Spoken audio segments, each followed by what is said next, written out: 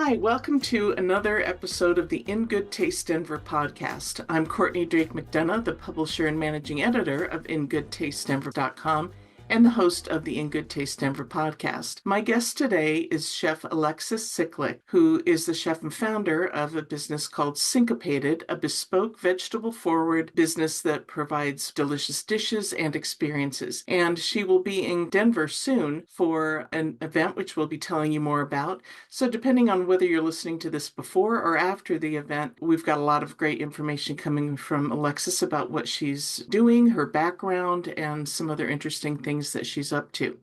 So without further ado, I will introduce Alexis and let you talk first a little bit about what Syncopated does and what it has to offer.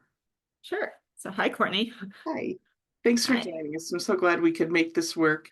Yes, me too. I'm very excited to chat with you today. Yeah. So, Syncopated is essentially my business where I create vegetable forward cooking with a rhythmical flair. I grew up as a dancer and playing the drums. So, I knew that when I started this business, I wanted to find a way to incorporate all my passions together.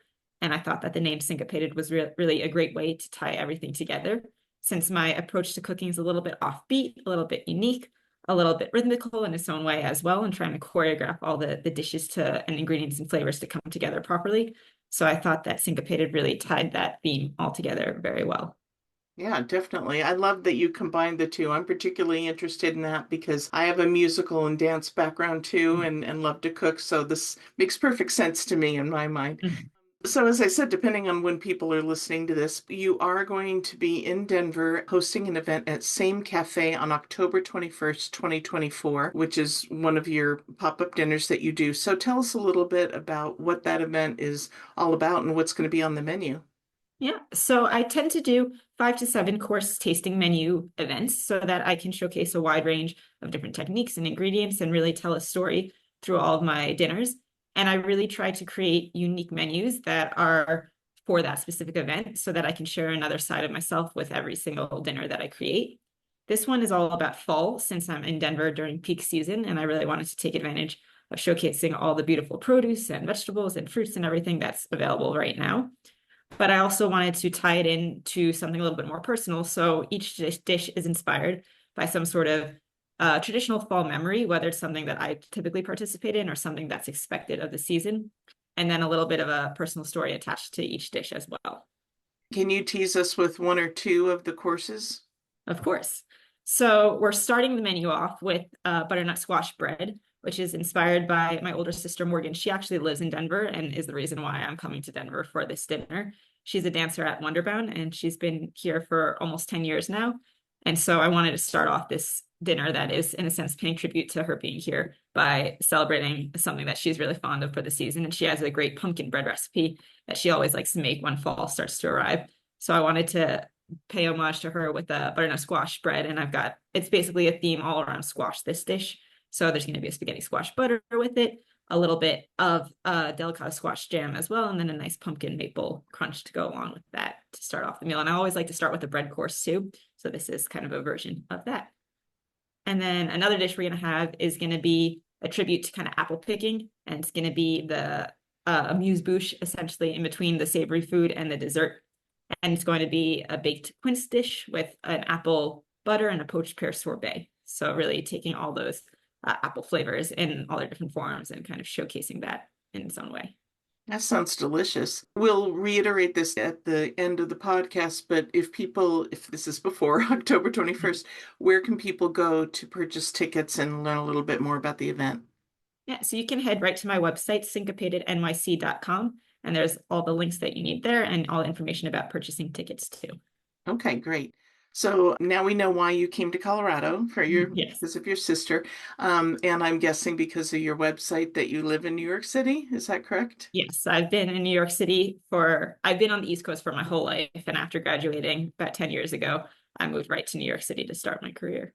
Okay. And we talked a little bit about the name of your company and how tied it into your interest in music and dance. Talk a little bit more about how that works together. Does your love of music and your love of movement and dance, how do those affect how you create dishes? Yes, so the perspective that I like to take with my food is something that's a little bit more playful, a little offbeat, a little bit whimsical. And I feel like when you think of things that are a little bit more syncopated, there's something that's potentially a little bit quirky or unexpected that comes from that, whether if it's like percussion and rhythms in that style and music, or with dance where there's just a lot more happening kind of on stage, and you kind of have to piece it all together by seeing how everything kind of fits into the puzzle. And so with my dishes and my flavors and my ingredients, I like to find things that are not necessarily concepts that go together, whether it's different techniques from different cultures or different ingredients from different cultures as well. I really like to mix and match. I don't like to say fusion, but I would like to say I'm inspired by all the knowledge that I've learned over the years and everything that I keep learning, whether it's the location I'm currently in or the culture that I've worked with before, or something that I'm interested in going to travel to as well. So just finding all of those ideas and not being limited by the fact that I'm pulling like a Japanese ingredient and trying to tie it into a Middle Eastern dish, and instead allowing my imagination to make it all kind of go together. And also with my dishes, I like to really have a lot of different textures and a lot of different colors and multiple components that don't seem to have a purpose necessarily until you eat it all together. So it's about kind of conducting and composing that perfect bite that only makes sense when you see it all and you eat it all and experience it together yourself. Mm-hmm. That really gives new meaning to compose, using Yes. compose in a culinary way and musical way. Tell us a little bit about your interest in cooking to begin with and your educational background and your career up till now. Yeah. So I always knew that I wanted to be in the culinary world. My mom had worked in sales and hospitality when I was growing up and for most of her career. So she had that instilled in me, that desire to want to kind of be involved in the service industry. And she was also working at a French restaurant, and I had the opportunity to stage there when I was younger. She also she and my dad gifted me an easy bake oven when I was 6 years old. So I started kind of delving into that right away and playing restaurant when I was at home with my sisters. So once I kind of knew that I wanted to explore it more, I took advantage of the fact that my mom was at a restaurant and got to see what was going on there at a very young age and just kind of fell in love with it right away. And then I had the chance to attend a vocational high school where I was able to study culinary arts along with all my regular academics. So even while I was still kind of figuring out and growing up and learning about all the classic subjects that you're learning, I was also tapping into the culinary side and really getting a sense of what it's like to be in the industry, doing some different internships, participating in competitions, and just kind of really exploring the basics of what that could be about for the future. And then I knew I wanted to pursue it further. So I attended both the Culinary Institute of America as well as Cornell's hospitality program and got a dual degree in both hotel management as well as culinary arts so that I could explore the business side, but also still gain that culinary foundation because I really wanted to have a grasp on both elements or both sides of the whole industry. And yeah, now right after graduation, moved to the city, and I've been there ever since.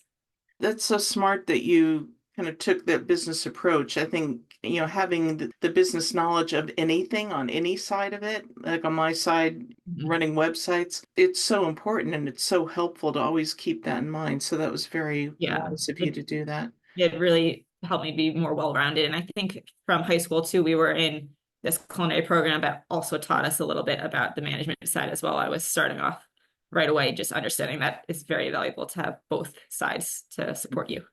Yeah. So I know you've had a lot of experience working in restaurants, and I don't know if you'd categorize yourself as a personal chef with what you're doing. Maybe there's a more accurate term, but talk about the difference between the two of them and what it's like to be a female in both of those situations. Definitely. So I spent about 8.5 years of the beginning of my career working in restaurants. And now I work at a place that's called Hudson Table, where I don't have a similar restaurant schedule. Instead, I teach culinary classes, I partake in culinary competitions, and also lead different dinners and events. And so while I'm still cooking all the time, my schedule is much more varied compared to working at a restaurant. With a restaurant, there's a little bit more of a set structure. Every day, you know kind of exactly what you need to prep for, and you have the same kind of services, whether it's brunch or dinner. You have often the same menu. And so you're kind of just working through each week and keeping up with all of that versus my job now. Some days I'm teaching, some days I'm competing, some days I'm doing an event. And we kind of do everything with very quick turnaround time. When we prepare for an event, we're coming in, we're executing that day, and then we're done and we're starting something new the next day. So there's much more diversity in what I do now, which I do like. I love the ability to practice something and really refine it and to master it in a restaurant setting, but I also love the opportunity to change it up every day and to work with different people. And I love the open kitchen environment. I spent two different restaurants. I was working in open kitchens, and now I'm interacting with guests directly all the time. And I love being able to educate them and to see their reactions to food and just to be a little bit more involved in their experience in a more hands-on way, which is really cool. Mm-hmm. Yeah. And then in regards to the female aspect, so being a female in the industry is definitely challenging. I feel like no matter how high up you get, it's still kind of innately built into us that we still need to prove ourselves no matter what. And I prioritize working with females throughout my career just because I wanted to gain experience from them.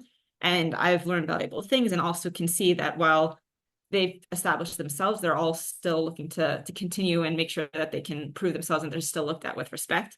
So I think it's always going to be challenging for us, no matter where we're at in the industry. We still feel like there's something more that we have to demonstrate while we're still kind of growing the next generation as well. Mm-hmm. But in restaurants, it's definitely different. I wouldn't necessarily say I do personal chefing right now because I'm more of like a pop-up chef. But I think in this area of the industry, we're not looked at whether we're female or male in the same way. I think it's more like what can you offer and can you accommodate our needs and our availability and all that, versus in a restaurant environment, it's not as much about the guest perspective. To get there, it's like it's the behind the scenes, versus here we're kind of just fending for ourselves in a different way. So I think it all lends itself differently to the overall perspective that people have. Right. Okay. Next, I want to talk to you about vegetarian eating, Yes. because this has always been something I've wondered about. So maybe I'm being selfish and asking you about this, but maybe a bunch of our listeners are going to say, right? I always wondered about that. But, a lot of people can get kind of high and mighty about vegetarian eating and vegan eating as though it's the be all and end all and the absolute right way to do things. And yet, a lot of people, in addition to eating fruits and vegetables and legumes and grains, which, are good for you, are also eating things in the name of being vegetarian that aren't healthy, like a lot of white sugar, white flour, white rice, pastas, kind of things. So one could really potentially junk it up while still being a vegetarian. So can you provide us with some guidelines on how you can be a vegetarian, but in the most nourishing, healthful, and delicious ways too? Definitely. Yeah. So for me, the reason why I do like to cook vegetable forward food, which essentially is vegetarian food, is because I find that there's just so much more that you can do with it and be creative. And so that'll be kind of the theme through all the guidelines that I'm going to share. So the first thing I would definitely recommend is just eating seasonally and locally. When things are in season, they not only have the best flavor, but also the highest amount of nutrients. So it's the best way to really experience the finest produce in any way that you want. And then also when you eat locally, things are again going to be at their highest quality because they're not traveling very far. And when things have to sit in a grocery store and transport, they're going to lose more of their nutrients as well. So just off the bat, especially in a place like Denver, where you have all these amazing farms and farmers markets where you can gain access to places so quickly, I definitely recommend seasonally and locally to start. And then another thing, like you mentioned, people like to eat pasta a lot. And I myself love pasta too, but I think with vegetables, you can create your own pasta. Like spaghetti squash is naturally spaghetti formed. And so that experience of kind of twirling and saucing it up can do naturally with that. And then with root vegetables like potatoes and beets and rutabaga and squashes, you can also create like zoodles, like zucchini noodles or other noodles with different attachments. So that's another great way to create the pasta and have the same experience, but just not with the carbs that you get from kind of white flour and other things like that. And then I also like to put vegetables like into my desserts, not necessarily because I'm hiding them. It's just they create different textures and different elements that really make it also still decadent. Like I love the chocolate avocado mousse my mom introduced me to years ago, and I think it's so creamy and so delicious. Same with squash in desserts, like in a brownie, and makes it nice and fudgy and moist. And zucchini and a chocolate cake is also great because it has that same. It helps to keep it really nice and moist as well. Yeah, those are kind of the main things I like to do. And then even like for avoiding adding sugar to things, I like to take fruits and just reduce them down, whether it's to make like a compote or a coulis or something like that. If you evaporate the water and concentrate the sugars, they'll be naturally sweeter. And it's a great way to add like a little more depth to things too, whether it's just for like yogurt in the morning to add some depth to your breakfast, or if you want to put it on your ice cream sundae at night. I feel like that's a great way to add a different element and also just sweetness. And even it's also a good way to use up produce and like fruits and vegetables that might not be looking so hot anymore because you're cooking them down so their presentation doesn't matter as much. You just want to concentrate the flavor. And then I think the last thing I like to do too is make vegetable purees and use that to kind of create nice and creamy sauces like cauliflower. I love to caramelize it and just cook it down. Again, cook out all the water, turn it nice and golden brown, and then I'll puree it as well with just a little bit of water if I need. And then you've got this luscious velvety sauce that could be kind of mixed into mac and cheese. And instead of having cheese, you've got cauliflower, even same with nuts. You can do like a nut butter version as well. So there's lots of fun ways to really play with the food and create those same decadent experiences. Those sound delicious. Thank you for clearing that up. Those are great suggestions. So what do you think are some of the biggest misconceptions about vegetarian or vegan cuisine? I feel like one of the main ones is that it's boring and you just can't have the same exciting experience with vegetarian food. But like I just was describing before, there's so many creative ways to utilize produce, and that's just a few. There's so many more that haven't even realized or discovered yet, and that you kind of come across as you're naturally cooking with things. So I think being open to seeing what vegetables can do is really the first step. And a lot of people think they're also not really filling because if you don't have like a meat on a plate and vegetables and you only have vegetables, people don't think they're gonna feel like they ate enough food. But that's not also the case as well, because you can combine a hearty mix of vegetables and really feel more satiated than if you had a piece of protein and or a piece of animal protein and vegetables on the side. And I also feel like people think that it is just not worth the price. And that's something that is definitely something I disagree with, because the amount of effort it takes, one, to just grow beautiful produce and to source them and to bring them to chefs takes a lot of work. It's the same amount of effort in its own way as with dealing with animal proteins. But then the effort and knowledge involved in preparing vegetables so that you can taste all those amazing flavors without covering them up and really highlighting all that they can do and turning them into some beautiful masterpieces really takes so much effort and time. And for chefs who need to cover their costs and to just show how much work they're putting in, I feel like it's deserving of the same amount of attention that people are getting for having proteins on their menu as well, or animal proteins, I should say, because vegetables, grains, and all that, and legumes have great proteins as well. Mm-hmm. I was just going to ask you, what are some of your favorite sources of protein? I'm a big fan of nuts. I love to eat them just naturally, just kind of plain, or to season them up as well, have them in nut butters or to blend them into sauces. I love to make like a muhammad sauce, which is like a Middle Eastern red pepper and walnut sauce, or a romesco sauce, which is like tomatoes and almonds and some garlic and spices as well. So also incorporating them into sauces is another thing. Avocados are great. And again, like I said before, put avocados into chocolate and you have a great dessert. And then just through some cheeses as well too. I like to get my extra protein from there as well. Okay, those all sound like delicious ways. So I would Yeah. totally go for all those. I'm always interested in what professional chefs eat at home, when it's just you and you're not just hungry, got to whip something up. What's one of your go-to dishes? Yeah. So ironically, I love like a cheese plate is something that's great for me. Cheese is nuts. Often I'm bringing home a lot of like random ingredients from my job. And so I have lots of sauces that are left over. So sometimes I'll turn it into like a version of like a salad or a comforting pasta dish. But if I have little bits and pieces of things, whether it's like some roasted vegetables or some seasoned nuts or some cheeses and some dipping sauces, I love to kind of just create a mismatch and just kind of combine it all together into something that's just like picking at it here and there, so I can create my own adventure with every bite. Often it's the easiest thing to put together that requires the least amount of prep and cleanup after a long day. But if I have the whole day home to cook, I'll definitely treat myself a little bit more and kind of allow my creative juices to flow and just like enjoy the moment for myself. So you're able to sort of separate the I'm just having fun cooking versus I do this professionally? I try to separate it just so Yeah. that I can allow myself a little bit of a break here and there. Yeah. Tell us about your book, which is called This Cookbook is for Dancing, A Taste of the Nutcracker. So it's perfect timing to be talking about that since we're Definitely. we're coming up on holiday time when we're recording this. So yeah, how did that book come about? Yeah. So as I mentioned earlier, I grew up dancing, and the Nutcracker was a huge part of my life. Since I was 5 years old, I was performing in a different role every year. Always looked forward to October when we would get to audition and see what role we'd get. And I knew when I was like right when I had started, that I wanted to play all the roles. So I would always learn all the choreography and just invest myself in that time of the holidays, and just felt so magical to just be celebrating that for so many months, and then to get to perform on stage and hear this music that was so well known. It just kind of really stood out as something memorable from my childhood.